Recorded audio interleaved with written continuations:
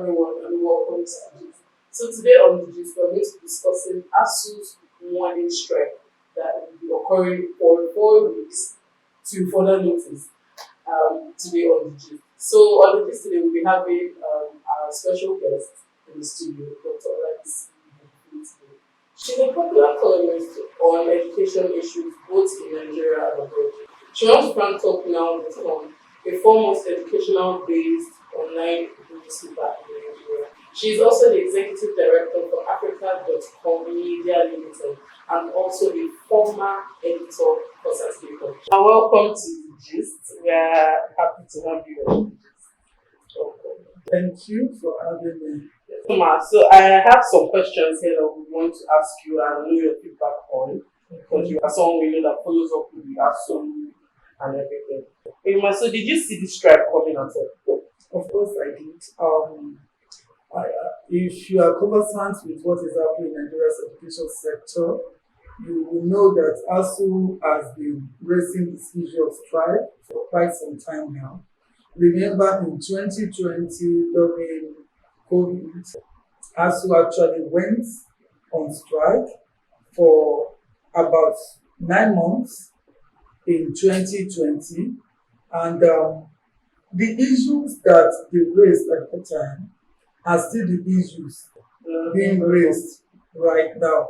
Actually, the government reached an agreement with them, but unfortunately, the government has not been able to meet up with its own side of the agreement.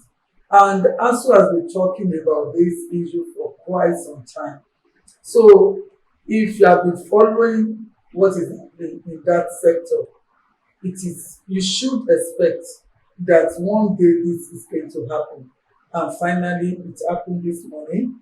The union declared a 4-week rollover strike.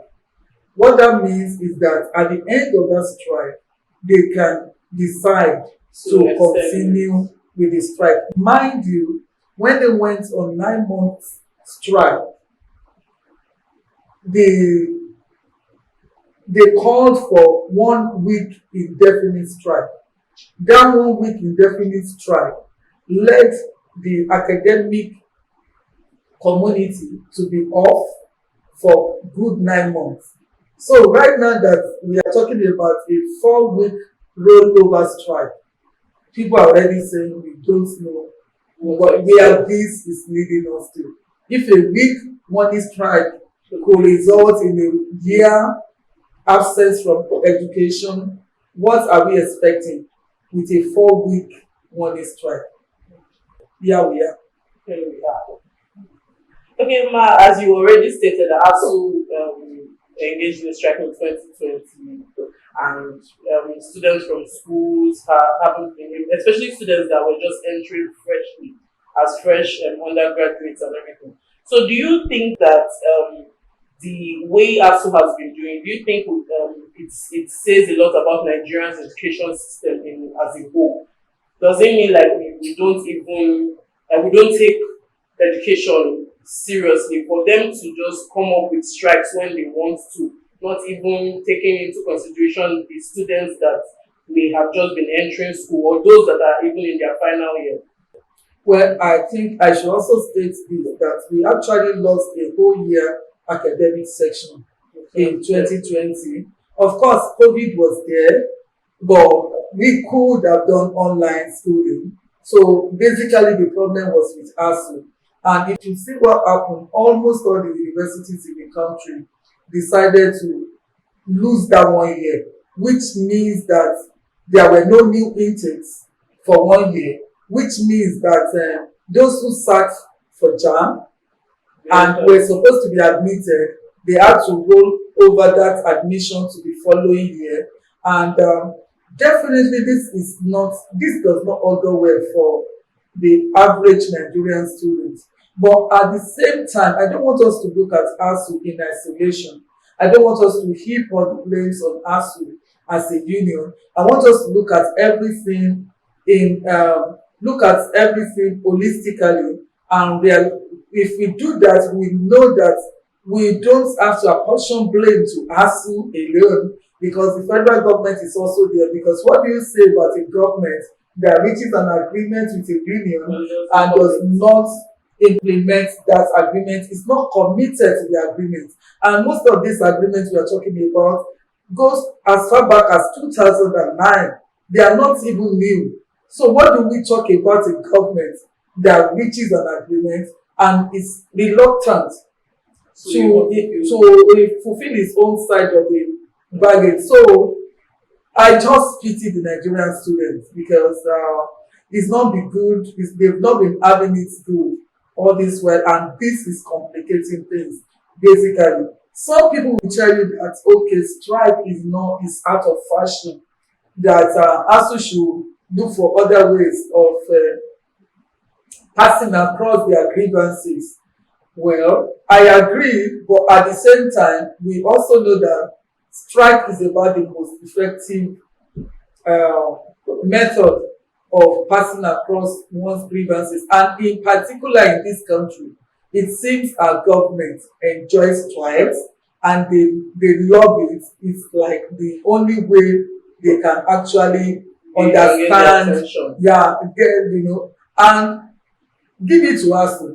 This time around, they've been telling us, they've been talking about it for more than 6 months. They've been at it. So ma, this the 4 month strike that is 4 weeks, the 4 week rather that they decided to venture into. Do you think that the government, the federal government, will even look at them like they didn't do it in the past? What is this strike going to change? yeah, that's why I said I pity the Nigerian students because this government has not shown any seriousness towards the well-being, the welfare, the education of the Nigerian child. And we look at it from the primary school level to the university level. It started with the primary school level. Before, we used to have public schools for primary schools. But now you realize that almost all the public schools have gone down. The private schools are in charge of primary education. It has extended to secondary schools. The private sector is in charge of secondary school education in Nigeria. Gradually now, the universities are going into the hands of the private sector because the government keeps on shirking in its own responsibility. And I don't see what government is going to do differently this time around. To be quite frank with you, the government is not likely to accede to ASSU demands.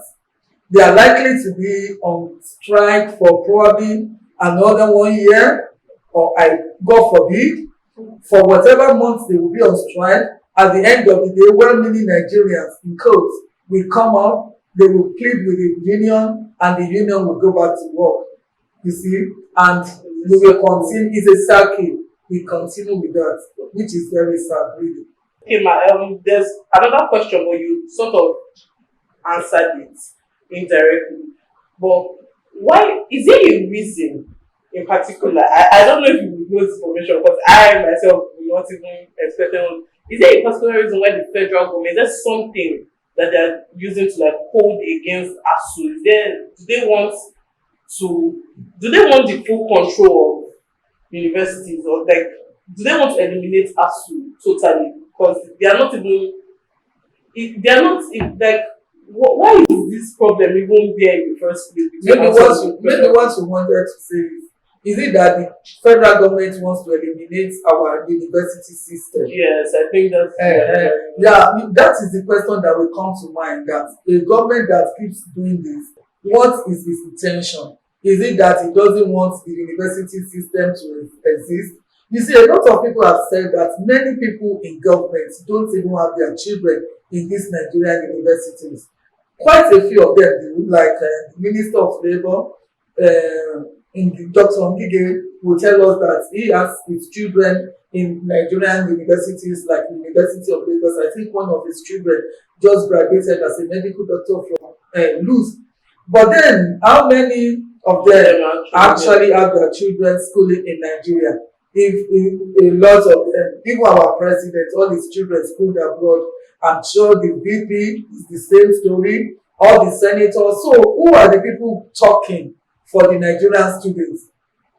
You need to feel it before you can actually have that kind of empathy. So the empathy is not there. It's like, okay, you are not feeling it, you are not, it's not There's no about you, emotion. nothing. So it doesn't really matter.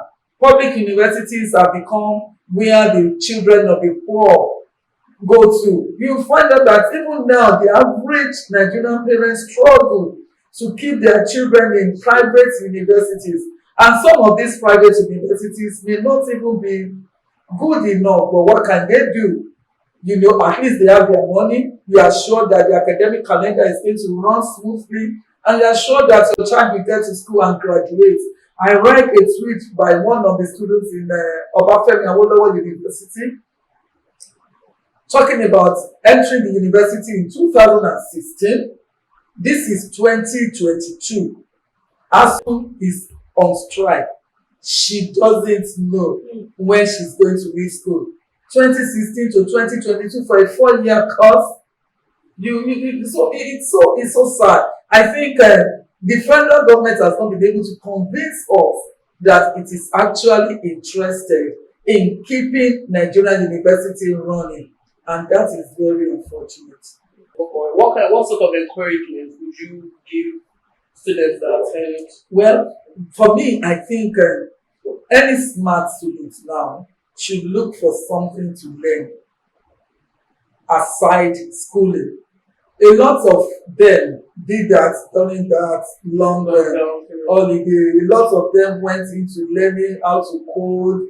They went into digital marketing and all kinds of things that technology has brought her way. I think people should just look at themselves. What are they interested in? Are you a fashion freak person? Would you like to learn a little bit more about fashion? Would you like to learn a little bit more about trading and all of that? Just go into it. They should just make sure that they don't waste this time. Because this is even happening at a time that we see a lot of unrest among the youthful folk in this country. All we hear about these days is about people killing themselves, cultism, ritualism, and all of that. Now you now release them. They said idle mind is a devil's workshop. You now release them again just to be idle there. It's not good. But for those who are smart, they shouldn't allow themselves to be the victims of the society. Rather, they should just look at what they can make out of whatever the society is giving to them, so that at the end of the day they can come out stronger for it. Because if they don't do that, it will be a waste of their time, and if not their destiny, which will be quite unfortunate. Now, finally, before we conclude this conversation, from your own point of view, what are the impacts you see from like over the years and maybe in times to come? What impact do you think ASSU leaves on, like, which the imprint that they leave when they engage in all these their strikes, what are the things that they don't even know that they cause? Nigeria does not actually know the implication of what is doing on its citizens. A lot of things are happening to these youths right now. And I wanted to cite the example of this young man that just died in Ukraine. That very sad incident of this young man that went to Ukraine to a university that is rated below Lagos State University, for example. And interestingly, that is the highest rated university, the second highest rated university in Ukraine. And it's still far down below University of Ibadan in Nigeria. Yet this guy died of cold in Ukraine. They took him there. Nobody cared about his health. They just wanted money, and he died. Do you know how many Nigerian youths are going and dying just like that? We read a lot of them dying in Cyprus, for example. The ones that are not even leaving the country, we can't even talk about those who are already outside Nigeria, who are having mental issues in the countries they are. We can't even talk about those who have already left school. They are just abroad, roaming about the streets. Now, let's come back home. We cannot talk about the number of Nigerian students that are just, they have lost focus. They have become confused. They don't even know what to do, simply because they got frustrated along the way. See, I know somebody that got, and that's many years ago, many years ago. I'm talking of things that happened more than 20 years ago. She got admitted into a university. The lecturers were on strike. In the process, she became pregnant. A young teenager, she was just barely at 100 level, just 100 level. She got pregnant, but fortunately for her, she got married to the man. And do you know that this lady had 3 children while in Nigerian university, and she still graduated, and she did not repeat a year.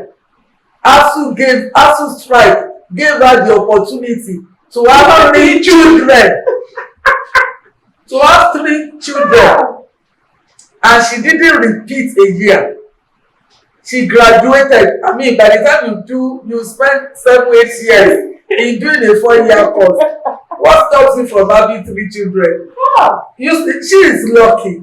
Today, she lives in the United States with her husband and her family. But you know, I think she was chatting with me a few months back, and she just told me that, Auntie, do you know that I actually have 3 kids in Nigerian university? I never lost a year. I never repeated a year. And I graduated like a normal student. So you can just imagine. She is just lucky. But look at other people whose destinies have probably been truncated because of these incessant strikes in our universities. I can tell you that this does not augur well at all for our youth. It doesn't augur well at all for Nigerian students. It's not good at all for them. It's not good. It's not psychologically, emotionally, it's not working for them. And it's not something that we should encourage at all, at all. This is something that should be an issue that should be on the front burner. People should talk about these things. And whoever is even coming to rule or govern us should tell us, what plans do you have for the Nigerian students?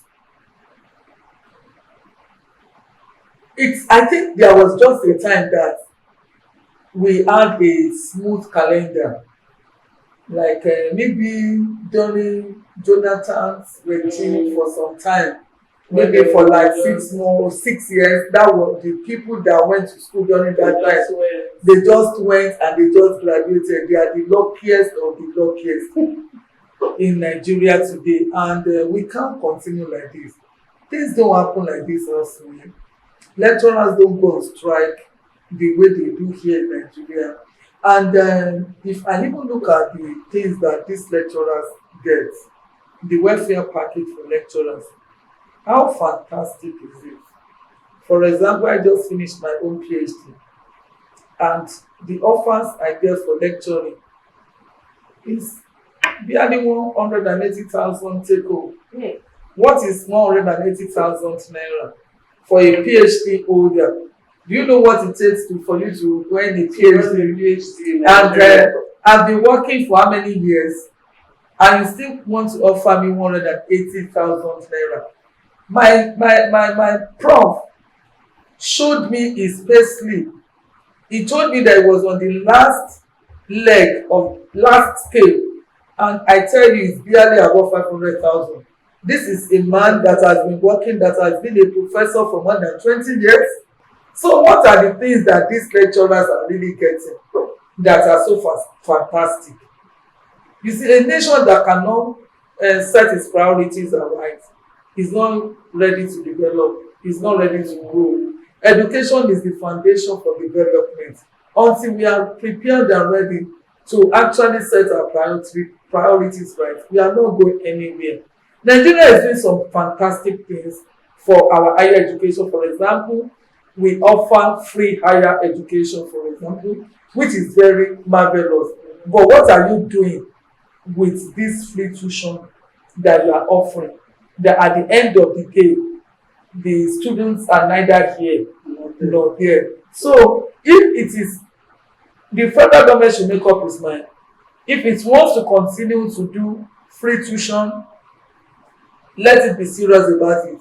If it knows that it can no longer do it, let it come out to say it plainly, so that parents can also do pay a little, so that we can run our university system the way it should be run, so that we can also attract others from outside the country. It shouldn't be Nigeria alone taking their own children abroad. Let the people abroad also bring their own children to Nigeria. That is the way things work. Thank you very much, Ma. Thank you so much for this interview. Yeah. Thanks for having me. Have a lovely evening. So we've come to the end of today's episode on The Gist.